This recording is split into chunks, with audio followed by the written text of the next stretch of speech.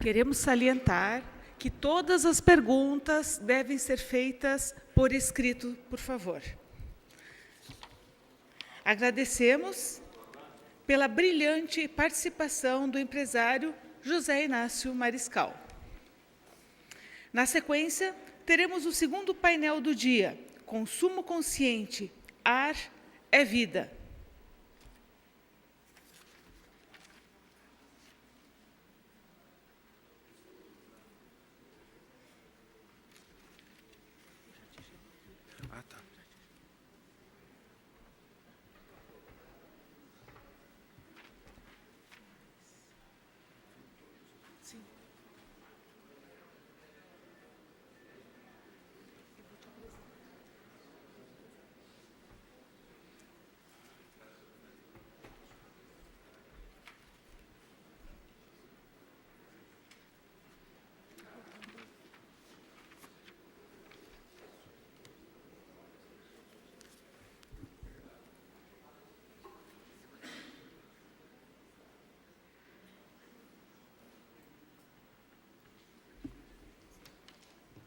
Vamos começar.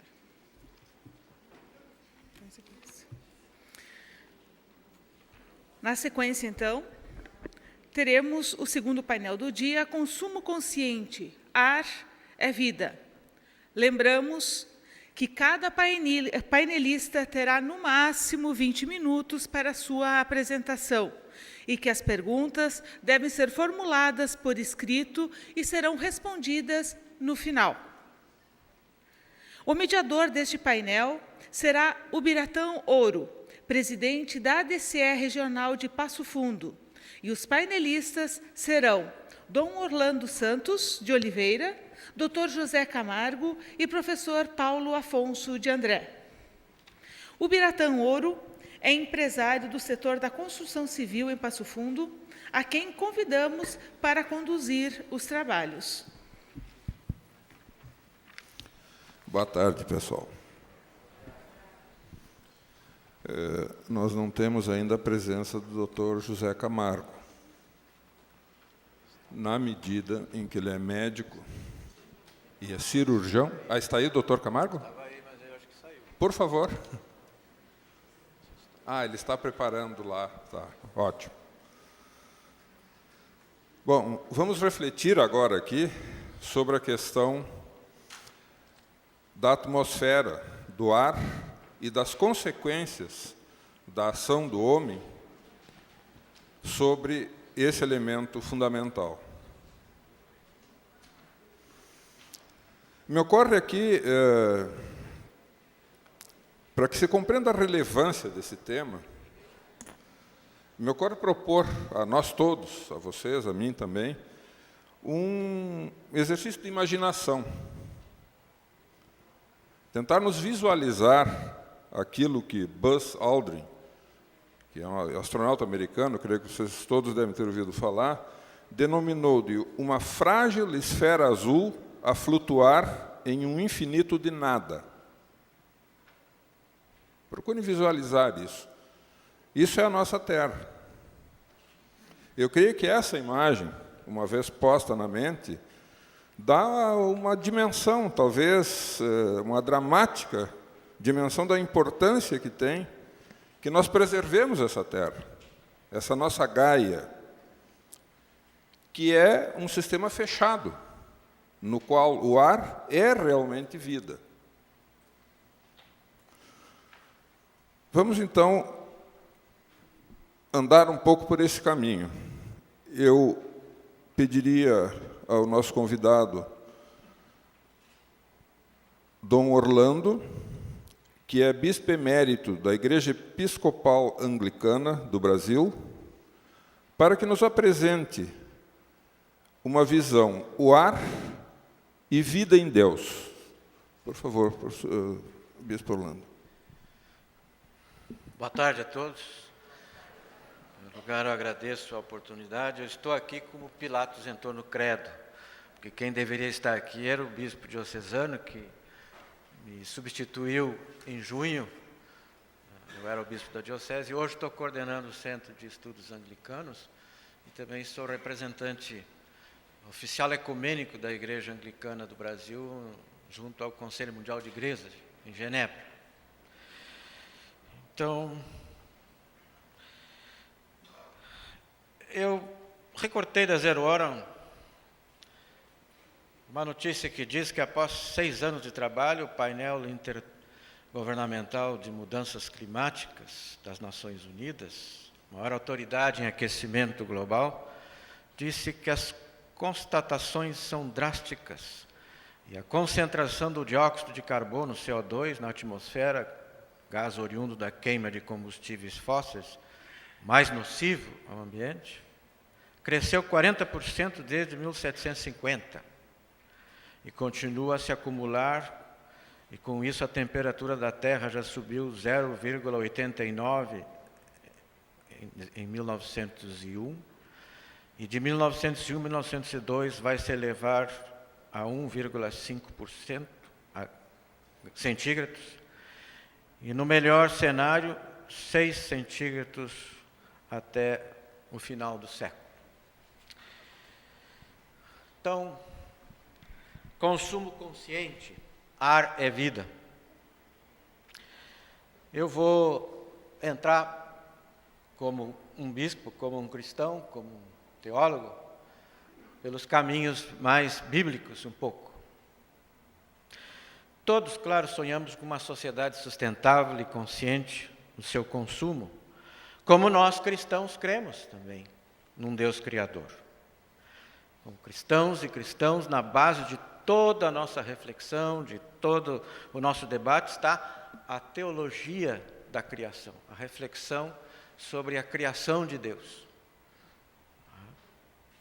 Um desafio para nós cristãos do nosso tempo. E esse mistério que é insondável do universo, a abundância, a beleza, a grandeza da criação do nosso planeta, é obra da criação de Deus e ela manifesta a glória de Deus. Assim nós entendemos.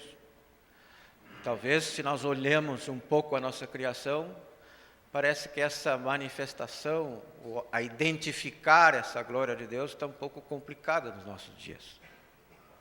Cremos em Deus como fonte de toda a vida e sopro do seu Espírito Santo manifesta essa energia divina que está presente em todas as coisas. E nos lembra a cada dia que elas dependem de Deus.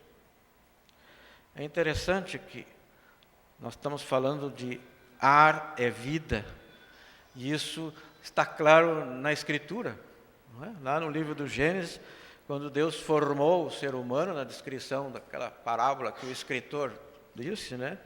Diz que Deus formou o homem do pó da terra, ele soprou o fôlego da vida, o ar da vida, a vida, e o homem se tornou um ser vivente. E no livro de Jó, ele fala, o Espírito de Deus me fez, e o sopro do Todo-Poderoso me dá vida. Então o ar é vida e vida em Deus. Deus é o autor da vida, é o autor disso. E a pergunta para nós hoje, né, nesse fórum, é se o ar, se esse sopro de vida que respiramos, é vida para nós hoje, é portador de vida ou de morte? A qualidade desse ar que nós estamos vivendo, será que é um sopro de vida ou de morte? Como consumidores que somos da natureza humana. Que tipo de sopro, que tipo de vento nós, humanos, estamos produzindo sobre a vida humana e a vida de todos os seres viventes no planeta? Nós somos responsáveis pela qualidade desse ar e desse vento. E a divina presença do Espírito Santo na criação nos une a todos os humanos, a toda a vida criada.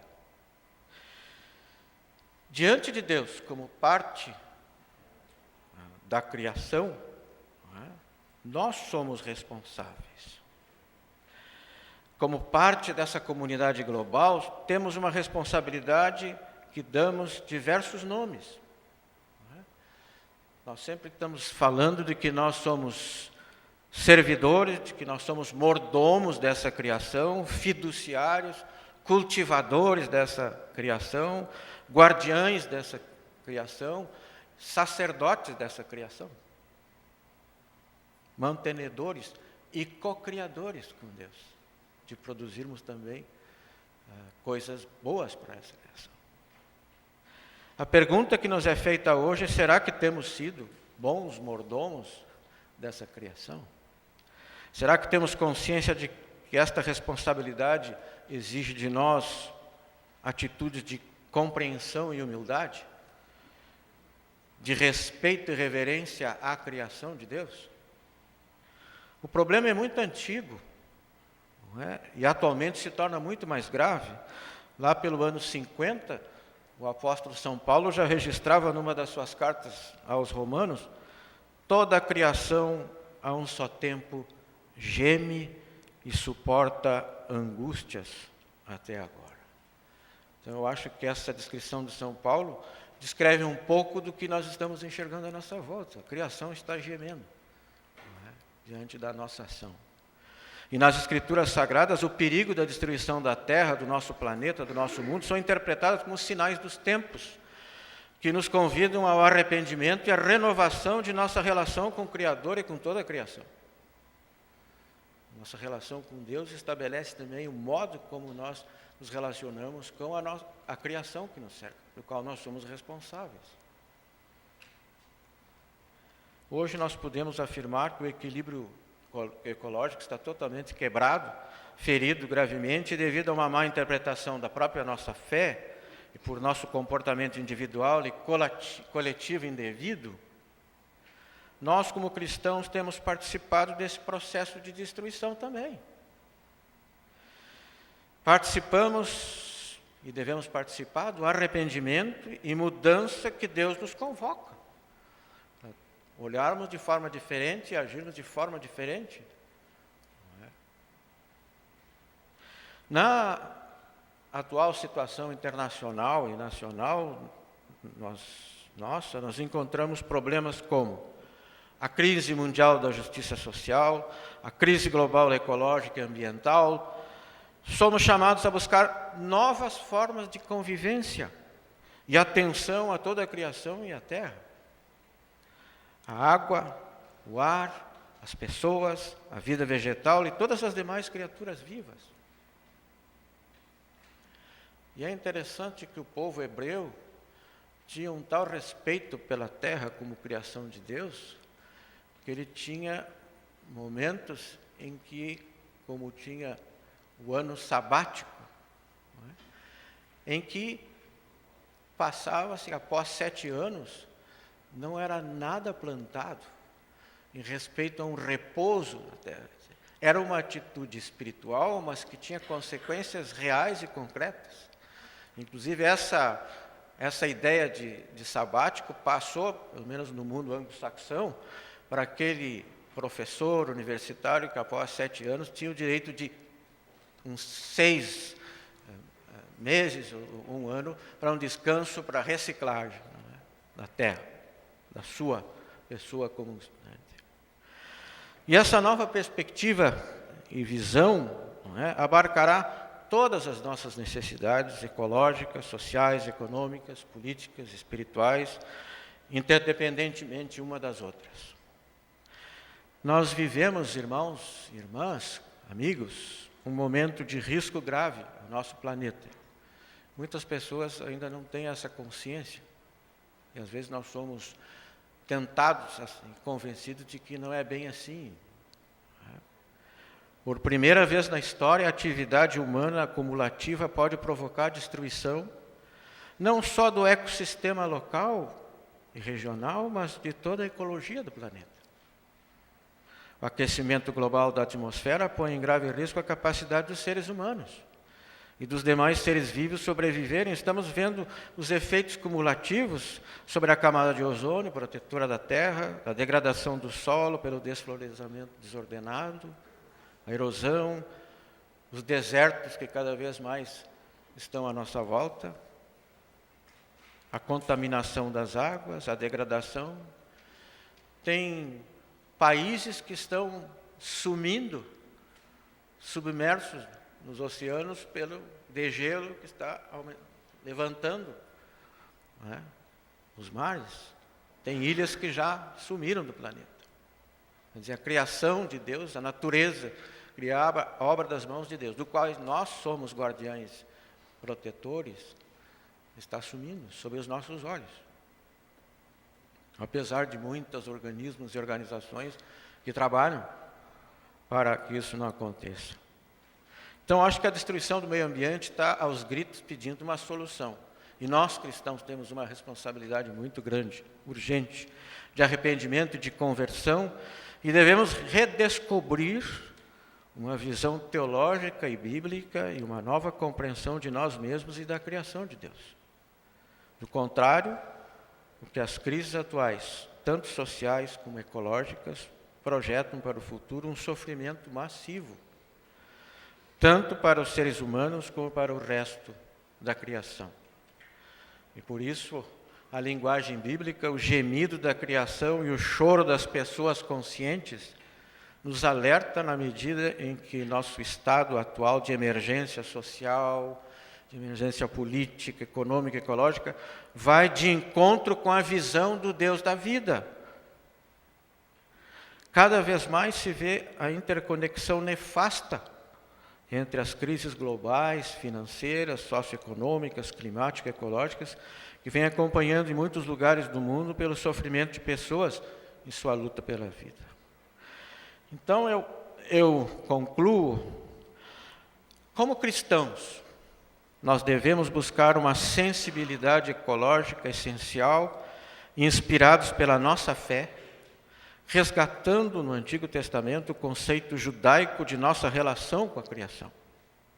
E também mantendo diálogo com outras religiões, com a herança de povos indígenas, de outras culturas ocidentais, para resgatarmos esse conceito, esta visão, esta realidade de a vida como algo sagrado. Segundo, levar a sério e estar atento ao conhecimento e à sabedoria da ciência, pois são os mantenedores dos instrumentos mais adequados para a compreensão empírica da natureza e da fragilidade diante do comportamento mortífero do ser humano. Terceiro, reafirmarmos o nosso compromisso para com a cura da criação e o restabelecimento das relações que conduzem a uma harmonia e plenitude, bem assim como a edificação do reino de Deus, não é? Que é o reino onde Deus preside, onde Deus reina, onde Deus atua e tem espaço na nossa vida e na vida do mundo. Buscar também a justiça e a paz e a integridade de toda a criação. E acho que importa uma reordenação dos nossos estilos atuais de vida pessoal e social, das relações humanas e de certos sistemas econômicos atuais. Diversos aspectos das crises climáticas, ecológicas, financeiras e das dívidas são interdependentes e se reforçam mutuamente. Somente quando reconhecermos o valor fundamental de toda a criação, nós poderemos reverter o processo da destruição gerado pelo ser humano. Então, nós, nesse tempo que todos estão refletindo sobre a nossa responsabilidade cristã para com o mundo criado, para o mundo que nós vivemos, para com o ar que estamos respirando, que cada vez mais se deteriora, só atuando a partir de uma consciência concreta e unindo nossas forças, e poderemos convencer a humanidade a que siga o ensino do Evangelho e se oponha à cobiça que impregna o hoje da vida humana. Então, acho que, mais do que nunca, e acho que muitos grupos ecumênicos, hoje nós estamos juntos nessa luta, não estamos individualmente como cada igreja, mas estamos unidos nesse compromisso que é com o nosso Deus. Então, era essa a minha fala, e esperamos que esse momento que a DCE está proporcionando de reflexão e de conscientização dessa realidade que tem para nós um desafio muito grande, que nós possamos acolher e, após essa reflexão, assumirmos cada um o seu compromisso onde está situado na sua atividade, na sua profissão. Obrigado.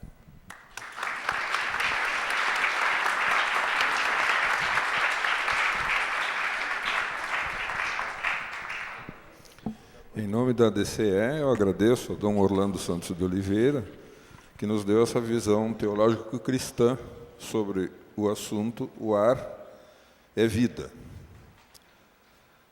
Talvez valha lembrar que talvez um caminho seja se aliar ao conhecimento que a humanidade adquiriu e que a fez desenvolver, chegar no patamar em que está, podendo, mal ou bem, sustentar 7 bilhões de pessoas, com a questão da transcendência.